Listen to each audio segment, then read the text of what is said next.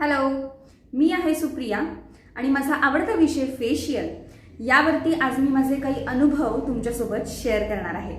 तर व्हिडिओ शेवटपर्यंत नक्की पहा आणि आवडल्यास तुमच्या मैत्रिणींसोबत नक्की शेअर करा।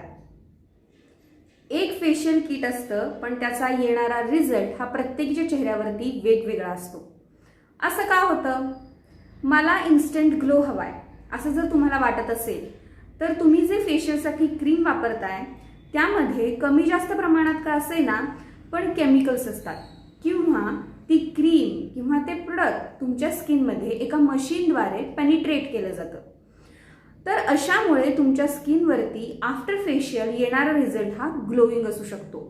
आता तुम्ही म्हणाल मला हर्बल क्रीम हवंय आणि भरपूर क्रीम घे आणि माझ्या स्किनवरती मसाज कर आणि ते क्रीम तू मुरव माझ्या स्किनमध्ये, तर असं होत नाही। कुठलीही क्रीम किंवा कुठलंही प्रोडक्ट हे स्किनमध्ये मुरत नाही, कारण त्याचे जे मॉलिक्युल्स असतात म्हणजेच त्याचे जे अणुरेणू असतात, जसं की आपण शाळेत शिकलो आहोत, ते मॉलिक्युल्स हे खूप जाड असतात, ते आपल्या स्किनमध्ये मुरत नाही।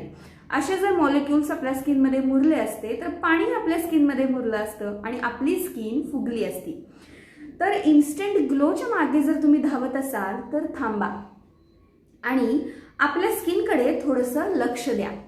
तुम्हाला सुंदर बनवण्यासाठी किंवा तुमच्या स्किनवरती इन्स्टंट ग्लो आणण्यासाठी मार्केटमध्ये मेकअप आर्टिस्ट तर अवेलेबल आहेतच। मग आपण काय करायचं आहे? आपण आपल्या स्किनची काळजी घ्यायची आहे।